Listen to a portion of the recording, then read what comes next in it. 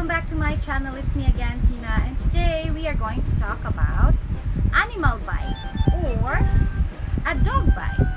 So I've decided to create this vlog to give awareness to some people who doesn't know much about anti-rabies and what to do when a dog bit you.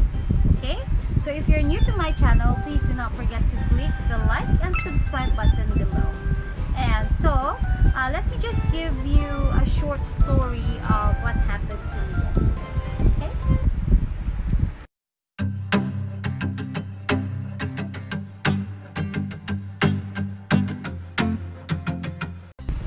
So yesterday, my children and I went to their cousin's place. So in that house, there's this cute little dog. Okay, so actually it's their pet, and I've known this pet dog for many years, but I rarely see the dog or rarely play with the dog. But anyway, it's a cute Shih Tzu dog, and I think it was just a play by gone wrong, so I would call it that way, because I know that it was not intentional and the dog was not provoked or anything.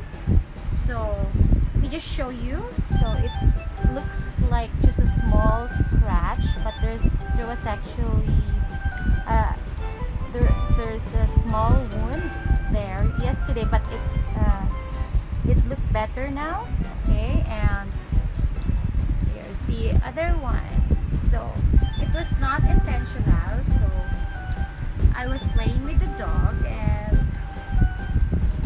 I don't know, for some reason while we were playing, my attention was suddenly focused to my son's cousin. So that's my niece, okay? Niece-in-law, because it's my husband's niece. So we were talking, and so my attention was suddenly focused to her, and I actually forgot that I was playing with their dog. Okay, so and whenever I do or tell a story, my hands goes like this. Okay, if you can see, diba, I make that movement with my hands a lot. So maybe akala nung aso I'm still playing with her, and she bit me here first. So the initial reaction was, of course, nagulat ako. So I pulled my arm or my hands backwards. So hinila ko yung kamay ko, and because of that, she doesn't want to let go. And when she let go of my right hand, she bit the other hand. So I think that the dog was thinking that I was still playing with her. So unfortunately, nasugatan kasi. So what I did first was I washed my hands with soap, and we put betadine yesterday. So what did we do, or what did I do next? So there's COVID, and ayoko pumunta sa San Lazaro, malayo siya. So I decided to go to I decided to go to Pasay General Hospital. Okay, not Philippine General Hospital. That's too far from my place. So when I went there sa emergency room, I asked the security guard if I can have my hands checked. So I was asking them, the guards there, if there will be a doctor who can attend to me kasi nakagat ako ng aso. And this guard, I forgot his name, actually didn't ask for his name pala, told me that the hospital will give you anti-tetanus only, and the private clinic that we have is already closed because that's already past 5 p.m. almost. I think 6 o'clock na nga eh. So he told me across the street there's a new clinic. It's an animal bite clinic. Luckily, meron. And why don't you just go there and talk to them and ask them what you need to do? Because maybe they can give you anti-rabies already. So I went there and I talked to the nurse, and somehow I was given awareness of to do if a dog bit you. Okay, so let me share with you what I've learned, guys. Okay, shout out to Nurse Des of Animal Bite and Treatment Center. This is located in 353 Villarea Street, corner P. Burgos, Pasay City. Okay, so this is not a sponsored vlog, guys. So I just want to share with you saan ako nagpunta. Kasi to be honest, yesterday sobrang natakot ako kasi it's my first time na makagat ng aso. Kahit gaano pa siya kaliit, talagang natakot ako kasi nga alam ko na delikado yung rabies and nakakamatay yung rabies. So when I went to that clinic, so I asked her what should I do. So I gave her a background of the dog's vaccination kasi tinanong ko rin yung parent ng mga bata. So yung mga pamangkin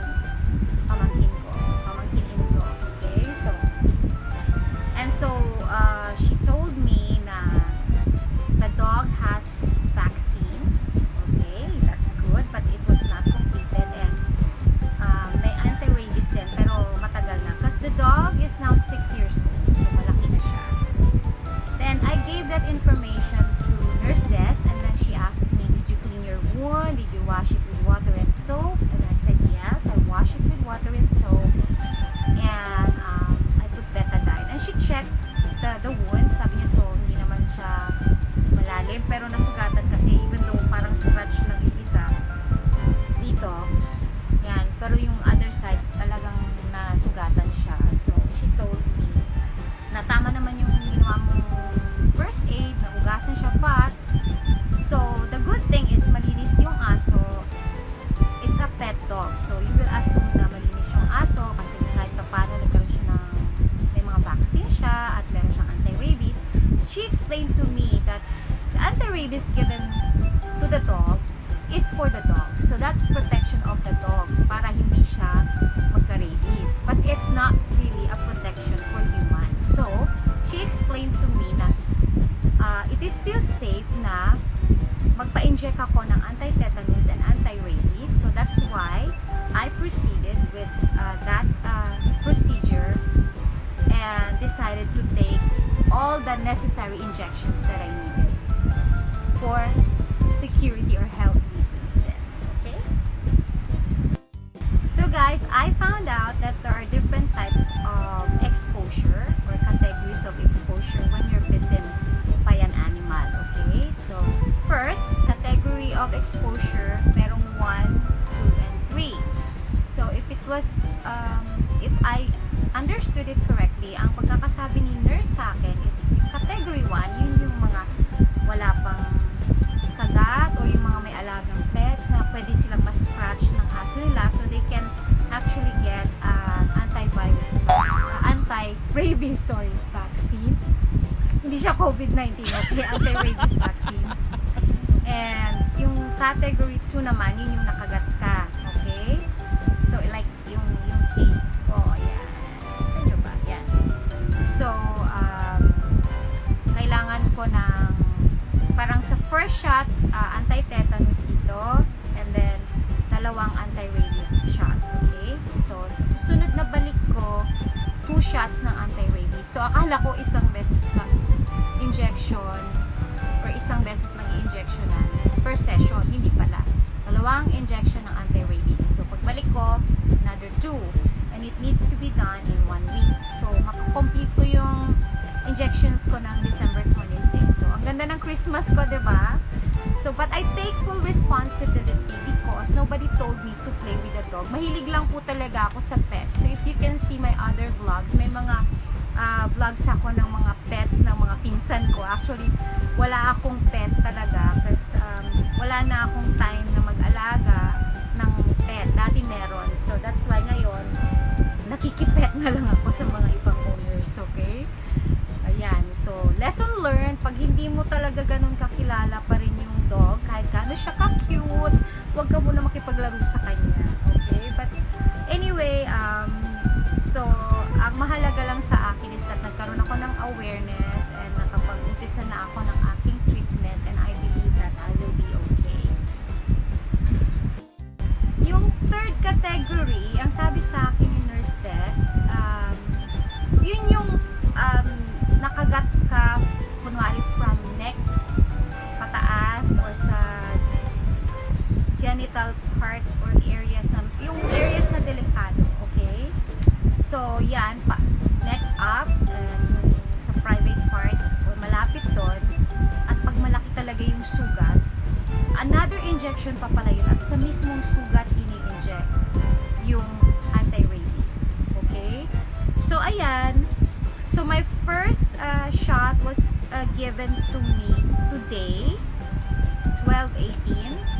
Yung second shot ko will be given on 12/21.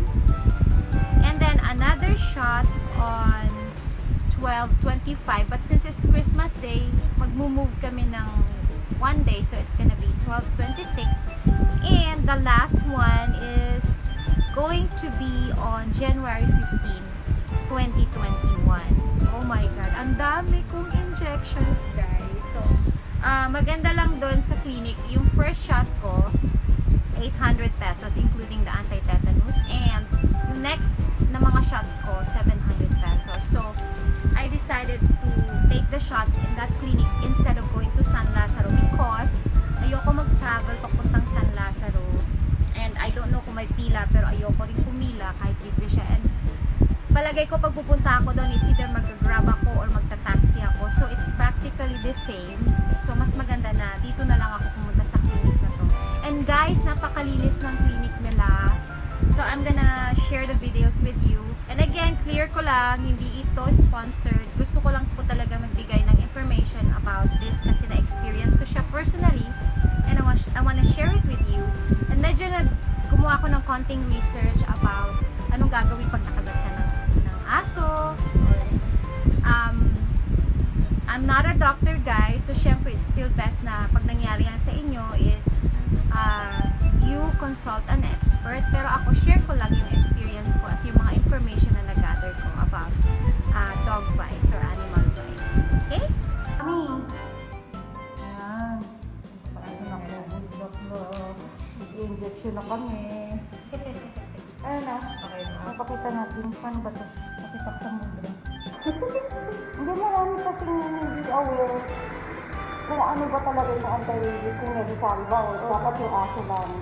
So yung mga kunento mo sa akin kahapon o sinabi mo, isi-share ko. Yeah, sige ma'am. Para may aware. Ako yung tignan. Okay, hindi mo pumalala.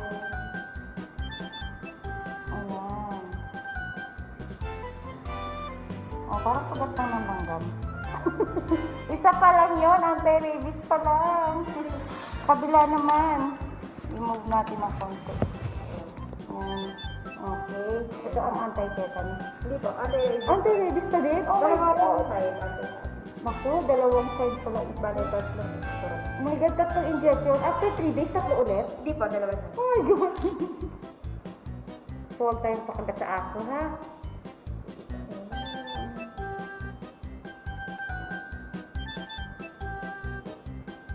Ay, Diyos ko, Lord. So, akala ko isang injection lang siya. Per session, Diyos ko, Lord. Dalawa po, sinahati po siya namin yung doon sa magkabilang braso po. So, parang pinagat na lang dyan. So, dalawang anti-rabies. Kahit sa, ito na yung anti-tetanus. Hindi na malalim.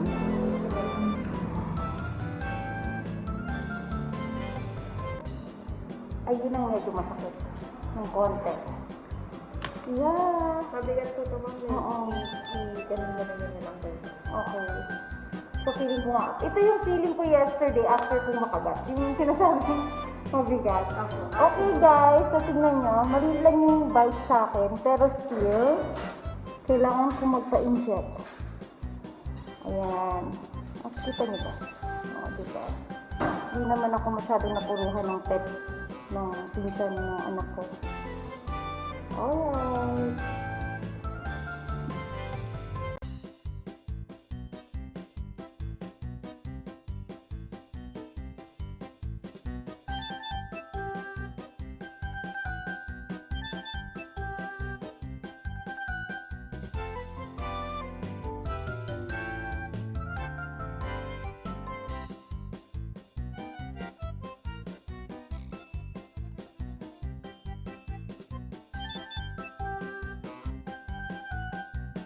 Well, thank you so much for watching, guys. So that's all for today. So I hope that you will click the like and subscribe button and the notification bell so that you'll be notified next time I upload